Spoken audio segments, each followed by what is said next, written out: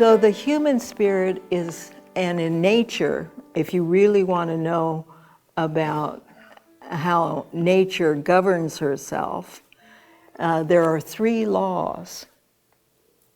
Three laws. And if nature governs herself this way, and we are creatures of nature, then there are certain aspects of self-governance as well that comply with this incredible force that's always working within us, which is the creative force, or which is known as eros. It's the love to create, the love to manifest, the love to bring into form something that will serve the greater good.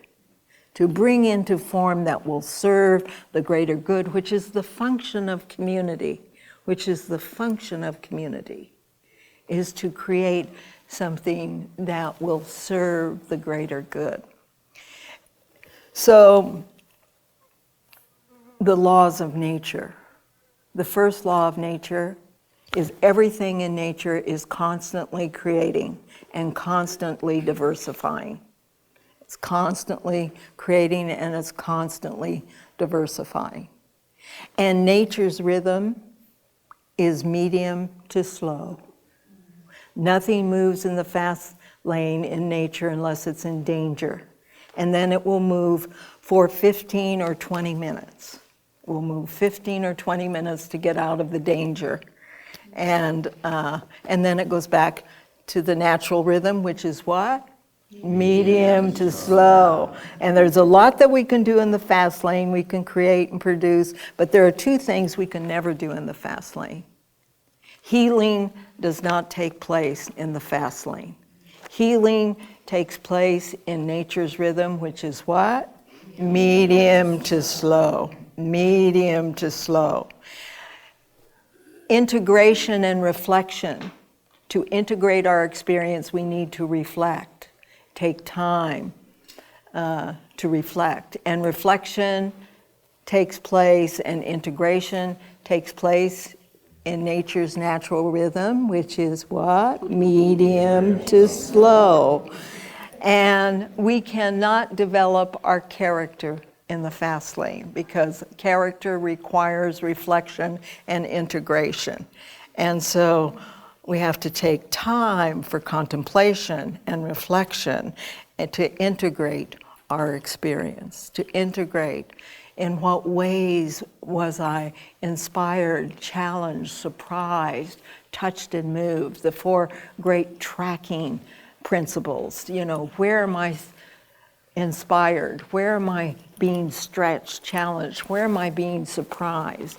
Where am I being touched and moved? I'm still alive if I can be inspired, challenged, touched, surprised, and moved. I'm still alive. Refusing to walk the procession of the living dead. And every day, at the end of each day, is to track who or what inspired me today? What challenged me today? Where was I stretched and moved today? Where was I surprised today? Where was I touched and moved today? Taking time to integrate my experience. How am I constantly creating and diversifying my gifts and talents? What creativity and diversification am I bringing into my relationships? What creativity and diversification am I bringing into my work and my creativity? That's called deep engagement. Wherever I'm deeply engaged, I'm creating. And whenever I'm creating, things happen. Things happen. And we're uplifted and inspired and touched and moved and surprised and delighted. And that's called being alive. Being alive. The second way that nature governs herself is that nature fosters interdependence. Actively fosters interdependence and connection. Nothing survives in nature if it's fiercely independent or excessively dependent. Nothing survives in nature if it's fiercely independent or excessively dependent. And so for those of us who pride ourselves in being fiercely independent, Well, we're going to go into burnout, and we're going to overextend ourselves, and we can't ask for help, and pretty soon that opens the door to disease. And for those of us who are excessively dependent, we won't survive because we're not engaging responsibly with our own gifts and talents and wanting others to take care of us rather than we move into our own self-care. And the last way that nature governs herself is that everything in nature has a purpose. And each one of us, because we're creatures of nature, we have a purpose. We have a purpose. Otherwise, we would not have a body, and otherwise we would not be here. And we're here as long as we need to be here to engage our calling and our purpose and what has heart and meaning. So it's from that I discovered that if Jung said, which he did, that life is that luminous pause. I think that's a wonderful phrase. Life is a luminous pause between two great mysteries, which are one, birth and death, and both engage the creative force.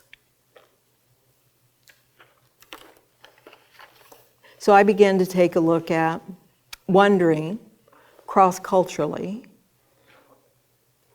how do we engage the creative force? And the Asians always track movements in nature.